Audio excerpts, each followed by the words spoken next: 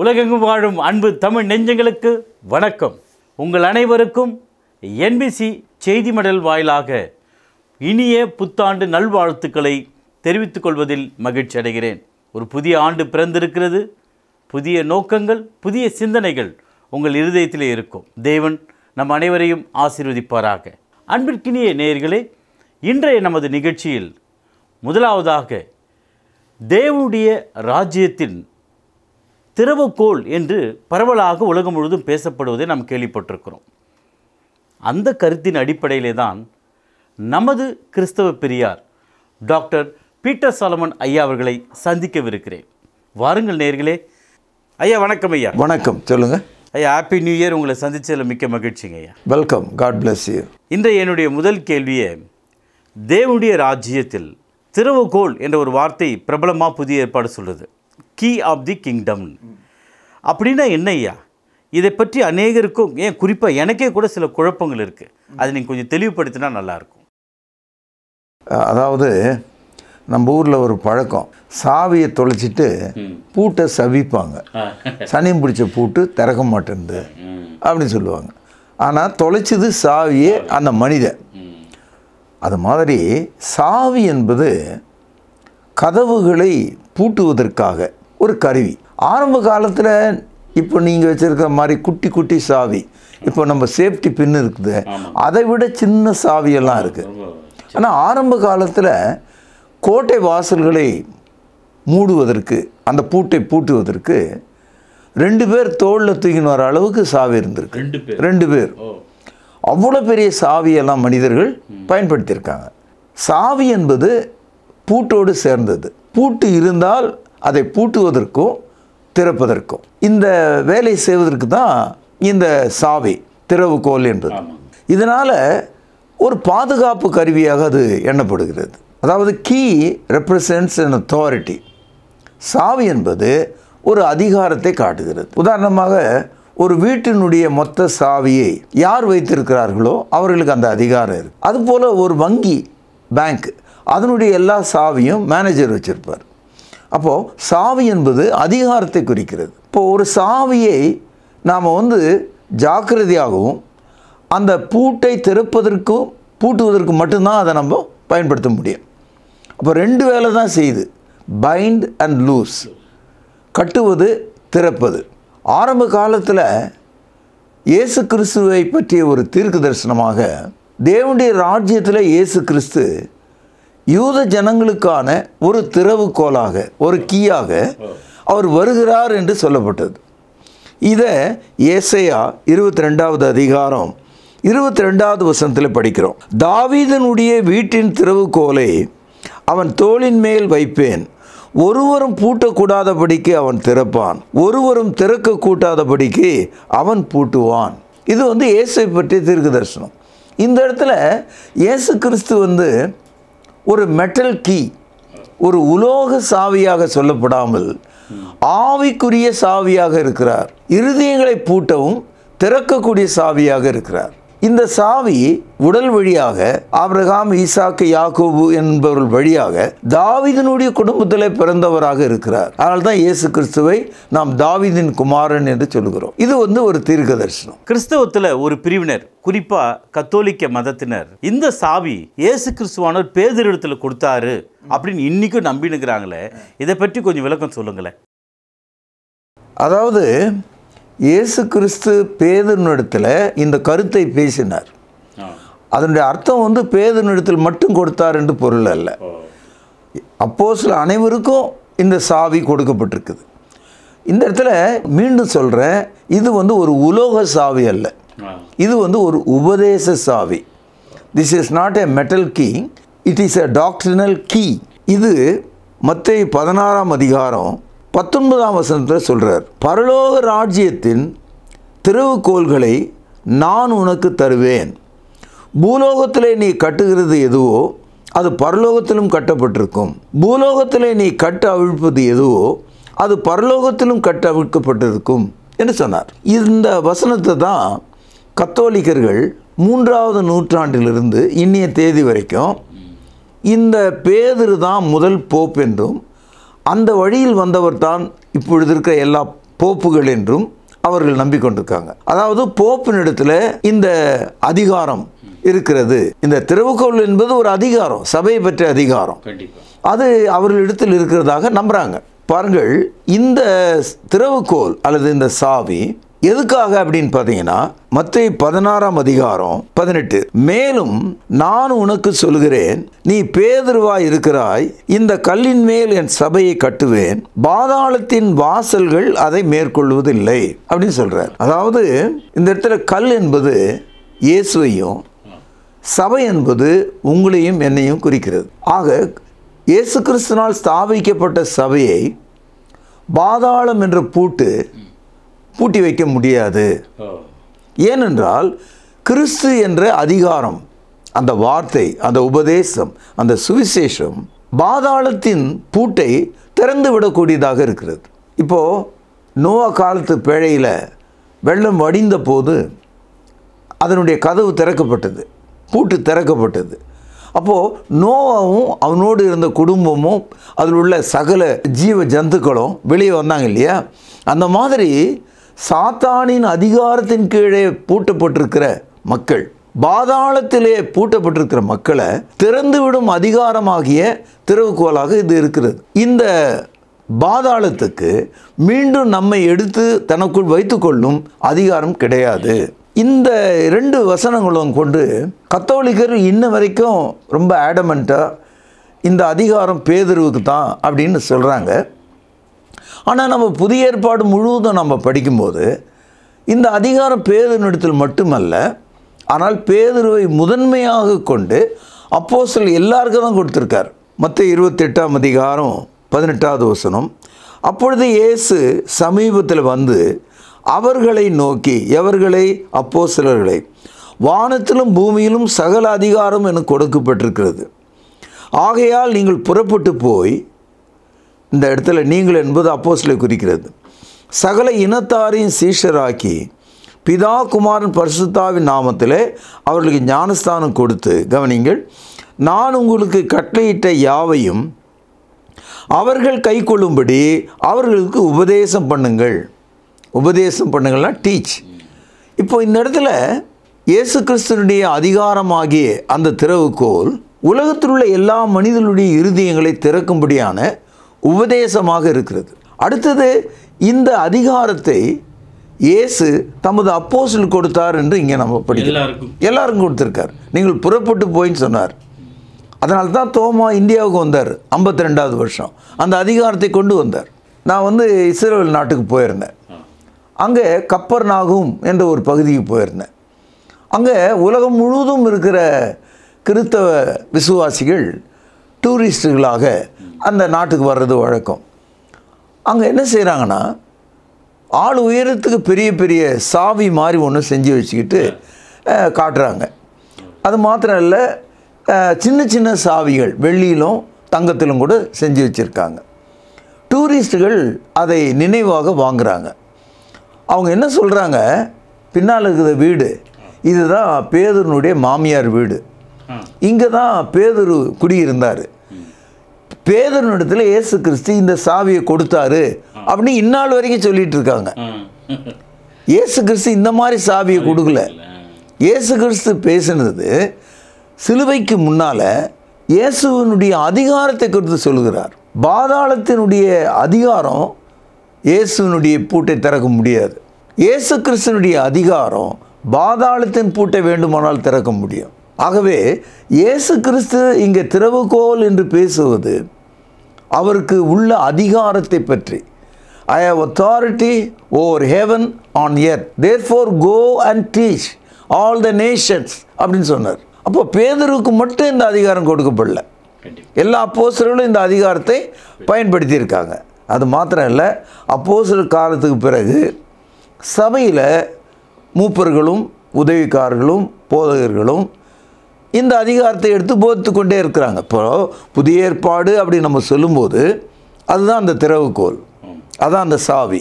New testament it is the key of the kingdom. இதை இன்றைக்கும் கடந்த 2000 ஆண்டுகளாக மக்கள் மத்தியில் இருதயங்களை திறக்கும், திறவுகோலாக, ராஜ்யத்தின் திறவுகோலாக பயன்படுத்துவதை இன்றைக்கி நம்ம பார்க்குறோம். ஆனால் இந்த மோசமான ஒரு கருத்துக்கு கத்தோலிக்கம் வந்துட்டது. கத்தோலிக்கம் என்ன நினைக்கிறாங்க, இந்த சாவி பேதுரு வழியாக ஒவ்வொரு போப்புக்கும் கொடுக்கப்பட்டிருக்கு, போப்பு தான் இறுதியான வார்த்தையை சொல்ல வேண்டியவர்.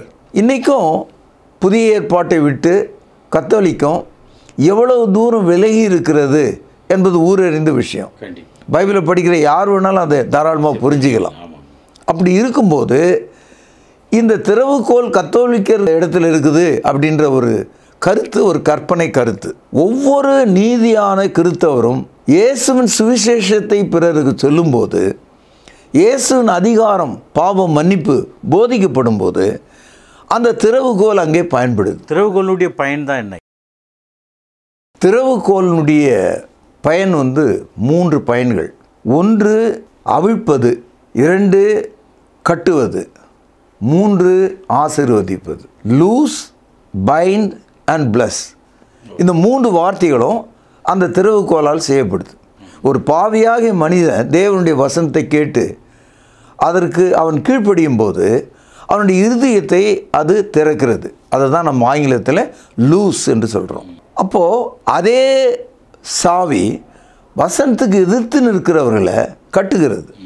அதை தான் நம்ம ஷட் ஆர் க்ளோஸ் அப்படின்னு நம்ம சொல்கிறோம். ரட்சிக்கப்பட்ட ஒரு மனிதனை அந்த திறவுகோல் இந்த புதிய ஏற்பாட்டில் சொல்லப்பட்ட எல்லா ஆசீர்வாதங்களாலும் அவனை ஆசீர்வதிக்கிறது. Therefore, the key of the kingdom binds, loose and blesses. இந்த 3 பணிகளை செய்கிறது. ரோமருக்கு எழுதிய நிருபம் 1வது அதிகாரம் 16வது வசனம் பாருங்கள். கிறிஸ்து இயேசுவின் சுவிசேஷத்தை குறித்து நான் வெட்கப்படேன். முன்பு யூதரிலும் பின்பு கிரேக்கரிலும் விசுவாசிக்கிறன் எவனோ அவனுக்கு ரட்சிப்பு உண்டாவதற்கு அது தேவ பலனாயிருக்கிறது. It is the power of God which is the authority. அந்த அதிகாரம், அந்த திறவுகோல் ரட்சிக்கப்படுவதற்கு தேவனுடைய பலனாக இருக்கிறது என்று நாம் படிக்கிறோம். நீ யூதனாக இருக்கலாம், பிரஜாதியனாக இருக்கலாம், எல்லாருக்கும். 2 தெசலோனிக்கேயர் 2ஆம் அதிகாரம் 14வது வசனம். நீங்கள் நம்முடைய கர்த்தராகிய இயேசு கிறிஸ்துவின் மகிமையை அடையும் பொருட்டாக, கவனிங்கள், எங்கள் சுவிசேஷத்தினாலே அந்த ரட்சிப்புக்கு உங்களை அழைத்தார். அதாவது இந்த திறவுகோல் நமக்கு ரட்சிப்பை கொடுக்கிறது என்று நாம் புரிந்து கொள்கிறோம். மார்க்கு 16வது அதிகாரம் 16வது வசனத்தில் விசுவாசம் உள்ளவனாகி ஞானஸ்தானம் பெற்றவன் ரட்சிக்கப்படுகிறான், விசுவாசியாதவனோ ஆக்கினைக்குள்ளாக தீர்க்கப்படுகிறான். அப்போது இந்த திறவுகோலாகிய இந்த அதிகாரம் சுவிசேஷம் என்று பேசப்பட்டிருக்கு. Gospel is called the key of the kingdom.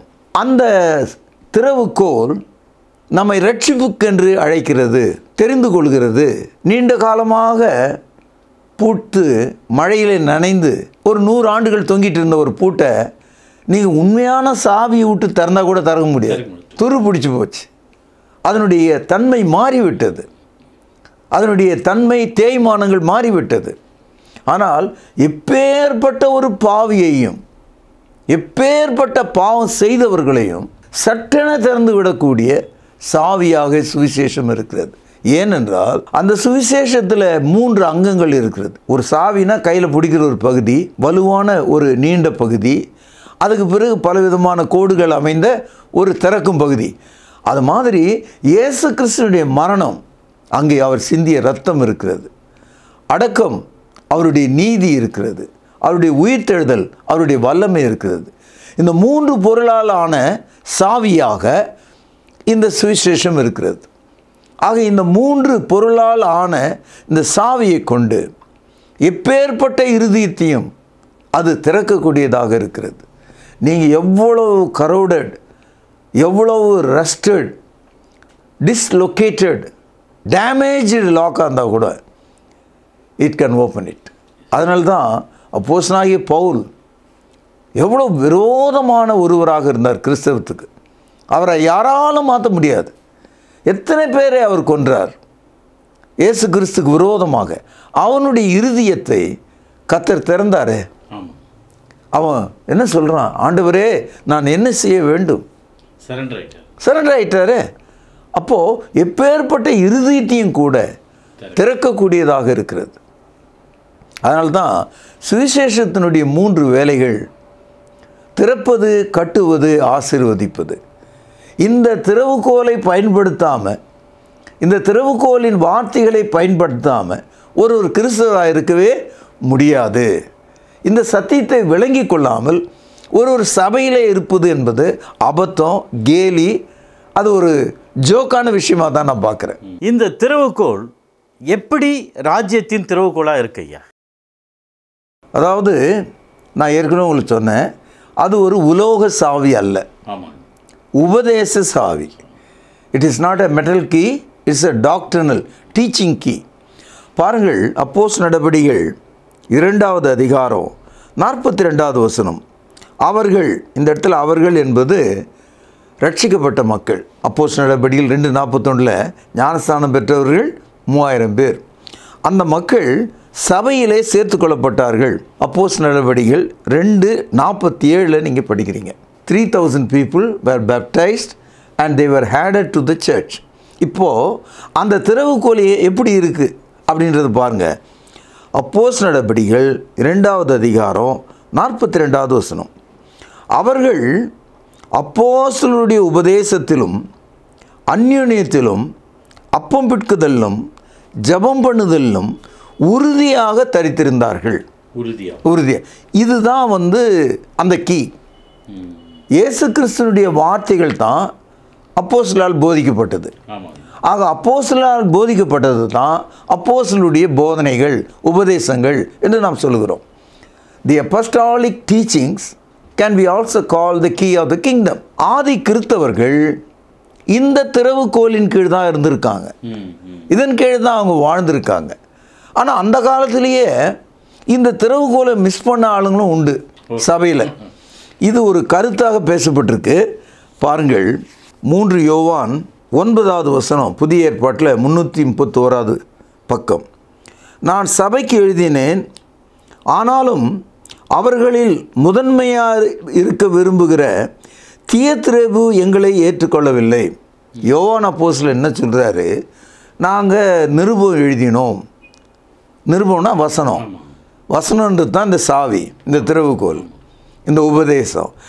அப்போது அந்த சபையில் தியத்திரேபுன்னு ஒரு ஆள் இருந்திருக்கார். அவர் சபையில் ஒரு முக்கியமான இடத்துல இருக்கார். அதை தூக்கி போடு, அந்த புத்தகத்தை இங்கே கொண்டாடாத, அந்த வசனத்தை இங்கே கொண்டு வருவானா, நான் சொல்கிறது கேளு.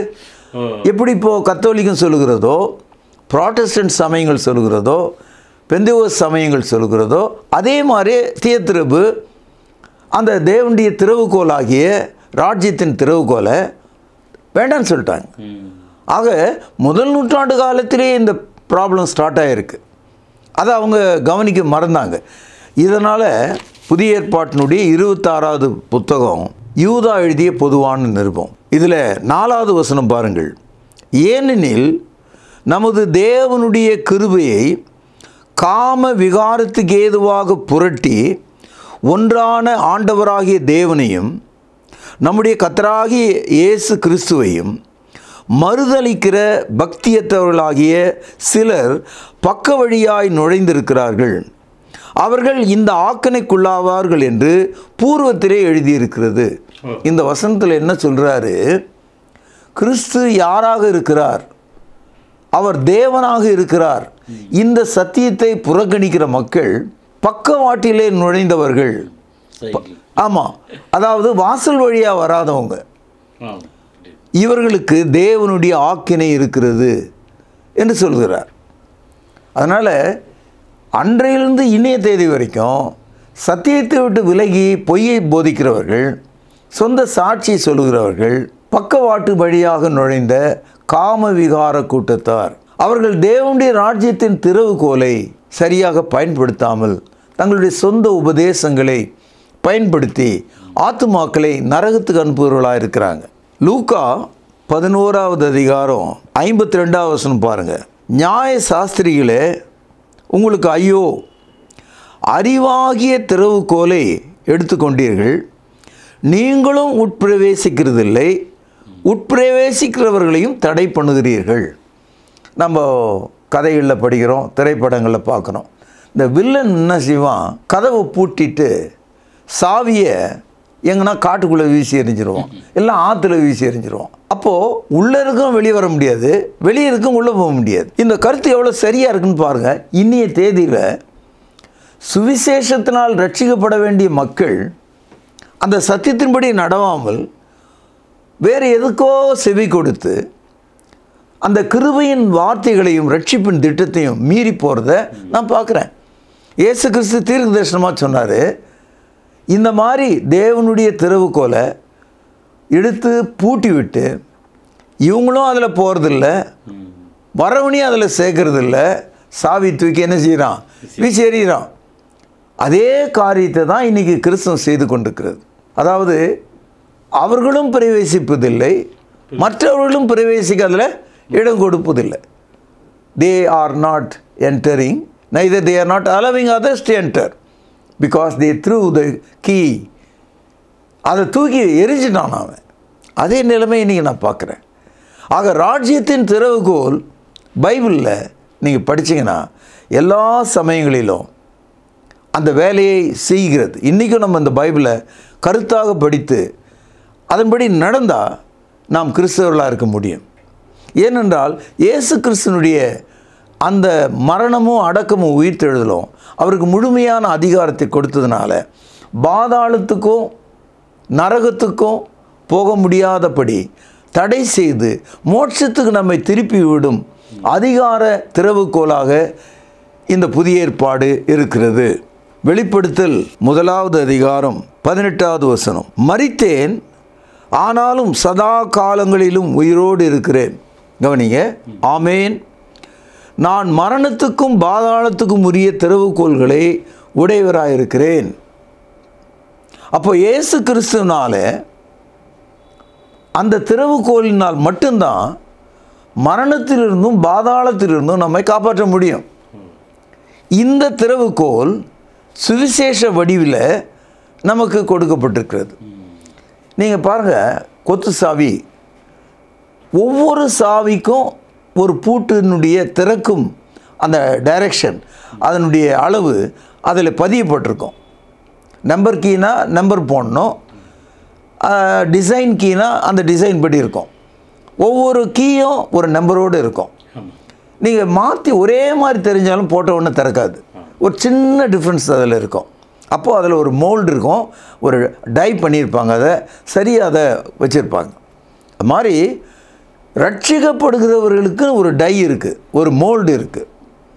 நீங்கள் ஆரம்பம் முதலே நீங்கள் அதை பார்த்தீங்கன்னா புதிய ஏற்பாடு முழுவதும் இந்த சாவியில் 5 முனைகள் இருக்கிறது. எப்போதும் பாவியாகிய மனுஷன் தேவனுடைய வசனத்தை கேட்கிறான் 1, அதை விசுவாசிக்கிறான் 2, மனம் திரும்புகிறான் 3, இயேசுவை ஆண்டவர் என்று அறிக்கையிடுகிறான் 4, ஞானஸ்தானம் பெறுகிறான் 5.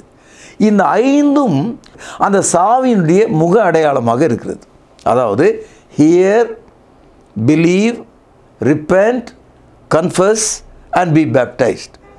நான் சொன்ன இந்த 5 கருத்துக்களும் அப்போஸ்தலர் நடபடிகளை நீங்கள் எடுத்து படித்தீங்கன்னா 9 இடங்களில் ரெக்கார்ட் பண்ணப்பட்டிருக்கு. அப்போஸ்தலர் நடபடிகள் 2ஆம் அதிகாரம் 37-38 வசனம் பார்த்தீங்கன்னா அந்த சாவி எப்படி அவர்களுடைய இருதயத்தை திறந்தது, அவருடைய இருதயத்தில் குத்தப்பட்டவர்களாகி நம்ம படிக்கிறோம். அவர்கள் மனம் திரும்பி இருந்தாங்க.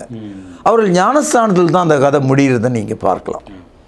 அப்படியே 8ஆம் அதிகாரத்துக்கு நீங்கள் வந்தீங்கன்னா சமாரியர்கள் எவ்விதமாக மனம் திரும்பி ஞானஸ்தானம் பெற்றார்கள். 8ஆம் அதிகாரம் பிற்பகுதியில் எத்தியோப்பிய மந்திரி எவ்விதமாக அவனுடைய மனது குத்தப்பட்டு அவன் திருமுழுக்கு பெற்றான் என்ற ஒரு வரலாற்று நம்ம இது வரைக்கும் 3 பார்த்தோம்.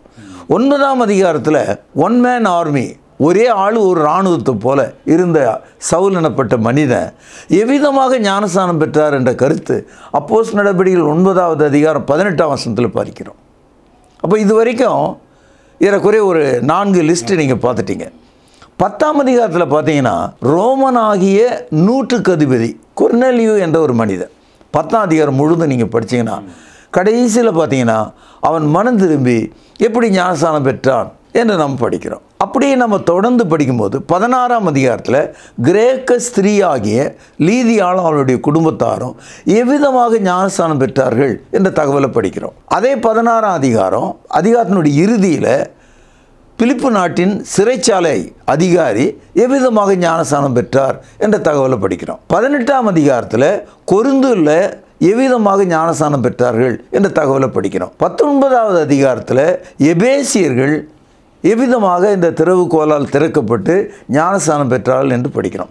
நான் சொன்ன இந்த மொத்த பகுதி 9 இடங்களில் ஆண்கள், பெண்கள், அதிகாரிகள், படித்தவர்கள், பெரும் பதவியில் இருக்கிறவர்கள், சாதாரணமான மக்கள் எந்த விதமான பேதமும் இன்றி இந்த திறவுகோலால் திறக்கப்பட்டிருக்காங்க. 2ஆம் அதிகாரத்தில் இஸ்ரவேலர்கள், 8ஆம் அதிகாரத்தில் ஆரம்பத்தில் சமாரியர்கள், 8ஆம் அதிகாரத்தின் பிற்பகுதியில் எத்தியோப்பியன், 9வது அதிகாரத்தில் தீவிரவாத போதனை உடைய சவுல் எனப்பட்ட வாலிபன், 10ஆம் அதிகாரத்தில் ரோமனாகிய கொர்நேலியு, 16ஆம் அதிகாரத்தில் கிரேக்க ஸ்திரீயாகிய லீதியாள், 16ஆம் அதிகாரத்தின் பிற்பகுதியில் பிலிப்பு நாட்டு சிறைச்சாலைக்காரர், 18ஆம் அதிகாரத்தில் கொரிந்தியர்கள், 19ஆம் அதிகாரத்தில் எபேசியர்கள், இவங்க அத்தனை பேருமே அதே ஒரே விதமான அந்த சாவியால் தான் திறக்கப்பட்டிருக்காங்க. அப்போது இன்னைக்கு நீங்களும் நானும் இந்த ரட்சிப்பை பெற விரும்பினால் இந்த பைபிள் போதிக்கிற இந்த அதிகாரம் உள்ள சாவினால் தான் நம்ம இறுதியும் திறக்கப்படணும். அப்படி இல்லைன்னு சொன்னால் நீங்களாம் நினச்சிக்க வேண்டியது தான்.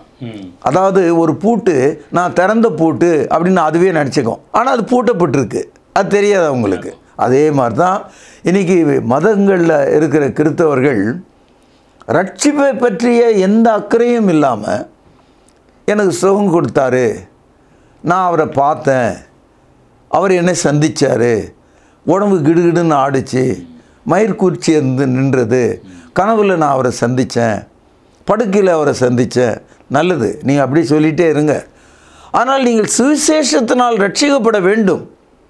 ராஜ்யத்தின் திறவுகோல் உங்கள் இருதயத்துக்குள்ள அடைப்பட்டிருக்கிற பாவத்தை திறந்து நீதி உங்களுக்குள்ளே கொண்டு வர வேண்டும். பாதாளத்துக்கும் மரணத்துக்கும் அதிகாரம் உள்ளவனாக இருக்கிறான் சாத்தான். அவனுடைய கையிலிருந்து நீங்கள் விடுதலையாக வேண்டுமானால் இயேசுவிடத்துக்கு திரும்ப வேண்டும், இந்த திறவுகோல் இடத்துல திரும்ப வேண்டும். நான் முன்னமே சொன்ன மாதிரி இவனும் உள்ளே வரமாட்டான், வரவனையும் உள்ளே விட மாட்டான். அந்த நிலையை தான் இன்றைக்கி கிறிஸ்தவ மதம் செய்து கொண்டிருக்கிறது. அதாவது நம்முடைய கவனம் திருப்பப்பட்டிருக்கு. நம்ம நம்முடைய அக்கறையை மாற்றி கொண்டிருக்கிறோம். நம்ம ஒரு மதமாக விழுந்து மனிதர்களுடைய காலடியில் பின்னால் போக ஆரம்பித்தோம். இந்த நவீன காலத்தில் நீங்கள் கூகுள் என்ற இதில் போய் நீங்கள் தேடினீங்கன்னா யார் யார் என்னென்ன போதிக்கிறாங்க, என்னென்ன சபைகளுக்கு என்னென்ன போதனை இருக்குது, பட்டவர்த்தனமாக நீங்கள் படிச்சுக்கலாம். நான் சொல்வது ஒன்றும் மறைவான விஷயமே கிடையாது. கத்தோலிக்கம் போதிப்பது என்ன லிஸ்ட் போட்டு கொடுத்துருவான். பிரெஸ்பிட்டேரியன் என்ன போதிக்கிறான், சர்ச் ஆஃப் இங்கிலாந்து என்ன போதிக்கிறான், செவன்த் டே அட்வென்டிஸ்ட் என்ன போதிக்கிறான், யெகோவா விட்னஸ்கள் என்ன போதிக்கிறாங்க. இன்றைக்கு உலகத்தில் பெரும் பெரும் பணக்காரர்களாக இருக்கிற தனிப்பட்ட மக்கள் யாருன்னா பெந்தேகோஸ்து சபையில் தான் இருக்கான். சொன்னால் நீங்கள் ரொம்ப ஆச்சரியப்படுவீங்க. பெந்தேகோஸ்து சபையில் இருக்க பெரிய போதகர்கள் உலகத்தினுடைய பணக்கார லிஸ்டடாக இருக்காங்க அவங்க. இது சொன்னால் உங்களுக்கு ரொம்ப ஆச்சரியமாக இருக்கும். ஒன்றுமே இல்லை உலகத்தில். ஆமாம், அப்படி தான் சொல்லிகிட்டு இருப்பாங்க. பேங்க்கில் ஒரே ஒரு ரூபா கூட எனக்கு இல்லை அப்படின்னு சொல்கிற ஆள் 114 அக்கௌண்ட் வச்சுருந்து சமீபத்தில் தமிழ்நாட்டில் அவர் அரெஸ்ட் பண்ணாங்க, பிடிச்சாங்க. என்ன நடந்ததுன்றதெல்லாம் பின்னால் செய்தித்தாளில் வந்ததே.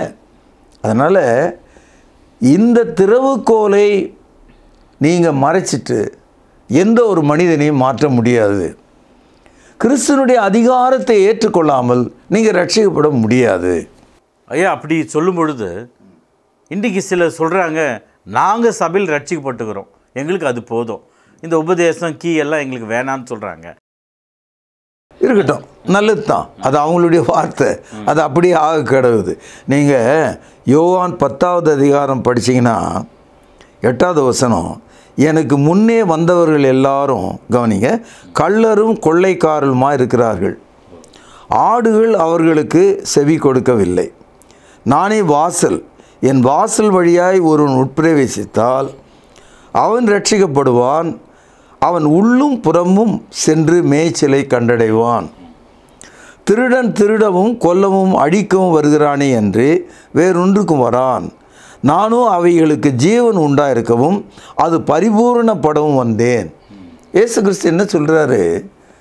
நீங்கள் கதவு வழியாக வராமல், பூட்டை திறந்து வராமல் நீங்கள் வந்தீங்கன்னா யார்? கொள்ளையன், திருடன், கொல்லவும் அழிக்கவும் தடயங்களை அழிக்கக்கூடிய ஒருவனாக தான் வருவான். அதனால் இந்த key of the kingdom misuse பண்ணப்பட்டால் அது ஒவ்வொரு கிறிஸ்தவனுக்கும் அது நஷ்டமாக தான் முடியும். ஆகவே தான் இயேசுநாதர் சொன்னார், என் பிதா நடாத நாற்றெல்லாம் வேரோடு பிடுங்கப்படும். ஒரு கால் இப்போ அது ஒரு மரமாக பெருசாக இருக்கலாம், நான் ஒரு கிறிஸ்தவன் சொல்லிகிட்டே இருக்கலாம். நியாயத்தீர்ப்பு நாளில் அது ராஜ்யத்தின் திறவுகோலின் வழியாய் நாட்டப்படாத மரம், ஆகவே வேரோடு பிடுங்கப்படும் என்பதை நான் நினைவுபடுத்த விரும்புகிறேன். ஐயா, நமது 2024ஆம் ஆண்டினுடைய முதல் நேர்காணல் நிகழ்ச்சியை ரொம்ப எச்சரிப்போம், விறுவிறுப்பாகவும் பயங்கரமாக இருந்தது. சரியான ஆதாரங்களை நீங்கள் எடுத்து சொன்னீங்க. மிக்க நன்றிங்க ஐயா. நன்றி. என்ன நேயர்களே, கீ ஆஃப் தி கிங்டம், தேவனுடைய ராஜ்யத்தின் திறவுகோல் எது உண்மை என்பதை இன்று அறிந்து கொண்டீர்கள். இந்த நிகழ்ச்சியை நன்கு கவனியுங்கள். சொல்லப்பட்ட வசனங்களை குறிப்பெடுத்து கொண்டு அநேகரோடு விவாதியுங்கள். உங்களுக்கு ஏதேனும் சந்தேகம் இருந்தால் கீழ்காணும் தொலைபேசியில் எங்களோடு தொடர்பு கொள்ளுங்கள். அதுவரை உங்களிடமிருந்து விடைபெறுவது உங்கள் அன்பு அறிவிப்பாளன் சார்லஸ் எஸ் குணசேகரன். நன்றி, வணக்கம் நேயர்களே.